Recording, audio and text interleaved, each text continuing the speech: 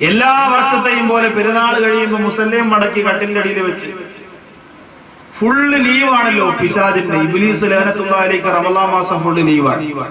അപ്പൊ നിങ്ങൾ പറയാം റമളാനിലും നടക്കുന്നുണ്ടല്ലോ ഉസ്താദെ അനർത്ഥങ്ങളൊക്കെ, പുള്ളിക്കാരൻ ലീവാണെങ്കിൽ പിന്നെ അതെങ്ങനെ നടക്കും? ഇപ്പൊ ഞാനൊരു പള്ളിയുടെ മെയിൻ ഇമാമാണ്. 3 ആഴ്ച എനിക്ക് പള്ളിയിൽ ഖുത്ബ ഓതാൻ വരാൻ പറ്റൂല, അല്ലെങ്കിൽ എനിക്ക് ഡ്യൂട്ടി ഇല്ല, ഞാൻ ലീവ് എടുക്കുകയാണ്. സെക്രട്ടറിയെ പറഞ്ഞ് ലീവ് എടുക്കുമ്പോൾ അതിന് പറ്റിയ ഒരാളിനെ കണ്ടെത്തിയിട്ട് ലീവ് എടുക്കുള്ളൂ. അതിന് പറ്റിയ ഒരാളിനെ ഏൽപ്പിക്കും. അപ്പൊ അസിസ്റ്റന്റ് ഉസ്താദ് ആണെങ്കിൽ പറയും ഉസ്താദ് നോക്കിക്കൊള്ളു, ഞാൻ ഒരു 3 ആഴ്ച ഉണ്ടാവൂല, ഞാൻ നടത്തിക്കൊണ്ടിരുന്ന കാര്യങ്ങളൊക്കെയാണ്, അത് നിങ്ങൾ ശ്രദ്ധിച്ചോളണം എന്ന് പറഞ്ഞിട്ടേ ഞാൻ പോകുള്ളൂ. ഇതുപോലെ ഇബ്ലീസ് കുറച്ച് ആൾക്കാരെ ഏൽപ്പിച്ചിട്ടാ മൂപ്പര് ചങ്ങലേക്ക് കയറി. റമളാൻ മാസം, പരിശുദ്ധ റമളാൻ മാസം ആവുമ്പോ ചങ്ങലക്ക് ഇടും പിശാചിനെ. അറിയാതെ കേബിളിന്റെ കണക്ഷൻ നിങ്ങൾ ഊരൂലേ? എന്തുകൊണ്ടാ? പിശാചിനെ ചങ്ങലക്ക് ഇട്ടത് കൊണ്ടാ. കറക്റ്റ് പെരുന്നാളിന്റെ പിറക്കി മുമ്പെടുത്ത് തിരിച്ചു വിട്ടു. എന്തുകൊണ്ടാ? ചങ്ങല അഴിച്ചു വിട്ടത് കൊണ്ട്. എങ്കിലും ഈ പരിശുദ്ധ റമളാൻ മാസത്തിന്റെ പകൽ സമയങ്ങളിൽ, രാത്രി സമയങ്ങളിൽ എന്തുകൊണ്ട് അനർത്ഥങ്ങൾ ചെയ്യാൻ നമുക്ക് തോന്നുന്നു എന്ന് ചോദിച്ചാൽ, ഇബ്ലീസ് കുറച്ച് ആൾക്കാരെ കാര്യങ്ങൾ ഏൽപ്പിച്ചിരിക്കും. അവരുടെ പേര് സാക്ഷാൽ ഇബ്ലീസ് എന്നല്ല. അവരെ പള്ളി നിസ്കരിക്കാൻ വരും, കഞ്ഞി കുടിക്കാൻ വരും. ഇബ്ലീസ് പറയും കഴിഞ്ഞ വർഷത്തെ പോലെ ഈ വർഷവും 17-ാം രാവിലെ അടി ഉണ്ടാക്കുന്ന കാര്യം നിങ്ങൾ ഏൽപ്പിച്ചിരിക്കണം.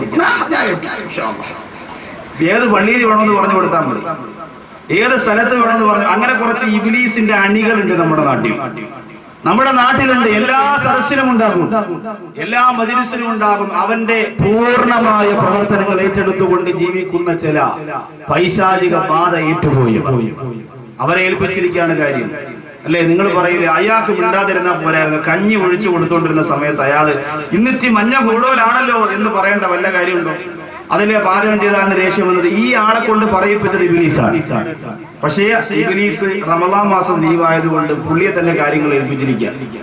റമളാൻ മാസത്തിന്റെ ഫുള്ള് റെസ്റ്റ് കഴിഞ്ഞ് പെരുന്നാളിന്റെ പുറമാനത്ത് ഒതുക്കുമ്പോൾ ഇബ്ലീസ് ലഅനത്തുല്ലാഹി അലൈഹി തന്റെ കോട്ടെടുത്തിട്ട് കൊണ്ട് പ്രവർത്തനത്തിന് വേണ്ടി തിരിച്ച് പെരുങ്കുളത്ത് വരികയാ, മണനാക്കിൽ വരികയാ, ആറ്റിങ്കലിൽ വരികയാ, ചിറയൻകീഴ് വരികയാ.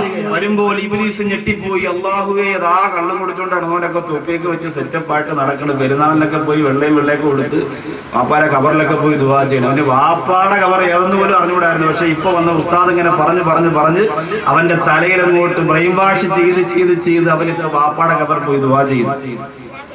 ഇബ്ലീസിന് വലിയ അത്ഭുതം തോന്നും. ഇപ്രാവശ്യം അവൻ ടൂറിന് പോകുന്നില്ല. ഇപ്രാവശ്യം പെരുന്നാളിന്റെ കൂട്ടുകാരോടൊപ്പം അവൻ കണ്ണുപിടിക്കുന്നില്ല, അനർത്ഥങ്ങളൊന്നും ചെയ്യുന്നില്ല.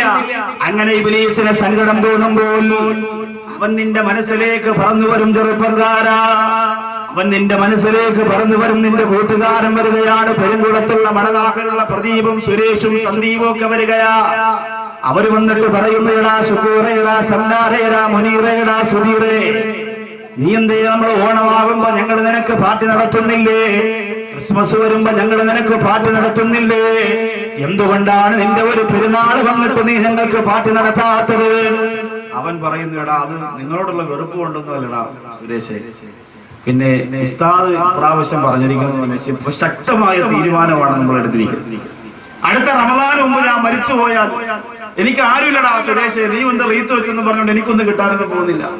അതുകൊണ്ട് ഞാൻ മറ്റേ പരിപാടിയൊക്കെ നിർത്തിയിരിക്കുകയാണ്. പഴയ പരിപാടിയൊന്നുമില്ല. 27-ാം രാവിലൊക്കെ കരഞ്ഞു ദുആ ചെയ്ത് ഭയങ്കര തീരുമാനം. അപ്പൊ യവൻ പറയടാ, നീ കൂടെ വന്ന് കുടിക്കണമെന്നൊന്നുമില്ല, നീ പൈസ തന്നാ മതി, അതൊരു സന്തോഷമല്ലേടാ. അങ്ങനെയാണെങ്കിൽ ശരി, 1000 രൂപ അവന്റെ വകയായിട്ട്. ഇബ്ലീസ് പറയടാ, സാഹോദര്യം എന്ന് പറഞ്ഞാൽ ഇസ്ലാമിൽ വളരെ അത്യാവശ്യം. അപ്പോഴേ അവൻ 1000 രൂപ എടുത്തു കൊടുക്കും. സാഹോദര്യം എന്ന് പറയുന്നത് മണനാക്കാലങ്കോടിന്റെ പരിസരത്ത്, ആറ്റിങ്കലിന്റെ പരിസരത്തുള്ള പ്രിയപ്പെട്ട ഹൈന്ദവ ക്രൈസ്തവ സഹോദരങ്ങളോട് പറയുന്നു, നിങ്ങൾ മഹാഭാരതത്തിലൂടെ ബൈബിളിലൂടെ എത്ര വലിയ സ്നേഹത്തിന്റെയും സാഹോദര്യത്തിന്റെയും കര പറഞ്ഞാലും മുസ്ലിം ചെറുപ്പക്കാര് മറ്റു മതങ്ങളെ സ്നേഹിക്കുന്ന പോലെ മുസ്ലിം മതത്തെ സ്നേഹിക്കാൻ നിങ്ങൾക്കാവില്ല എന്ന് 101% എഴുതി ഒപ്പിട്ട് പറഞ്ഞു തരാൻ ഞാൻ മനസ്സ് വെക്കുകയാണ്. കാരണം എന്തെന്നറിയാം, അത്രത്തോളം വലിയ സ്നേഹമാണ് മുത്തുനബി മുഹമ്മദ് മുസ്തഫ സല്ലല്ലാഹു അലൈഹി വസല്ലം തങ്ങൾ നമ്മെ പഠിപ്പിച്ചിരിക്കുന്നത്. നിങ്ങളെ വെറുക്കാൻ പഠിപ്പിച്ചിട്ടില്ല. ശബരിമലയിൽ പോകുന്ന വാഹനത്തിന്റെ ടയർ കുത്തി കീറാൻ പഠിപ്പിച്ചിട്ടില്ല.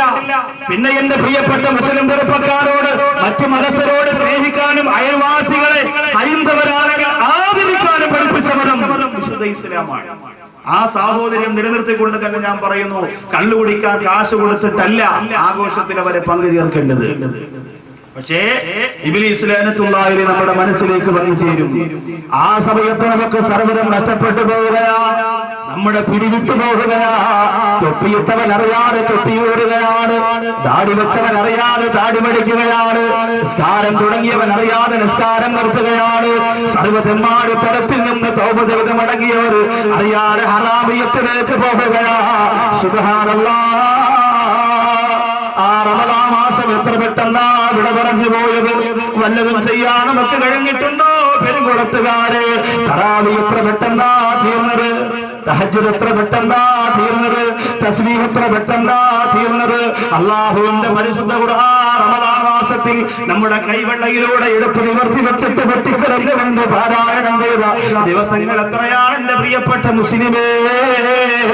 അല്ലാഹുവിന്റെ പാർശ്വത്തെ മുറുകെ പിടിച്ചുകൊണ്ട് ഒരൽപ്പം പോലും വ്യതിചലിക്കാതെ ജീവിക്കാനുള്ള പവർ അല്ലാഹു നമുക്ക് തന്നനുഗ്രഹിക്കുമാറാകട്ടെ. അതുകൊണ്ട്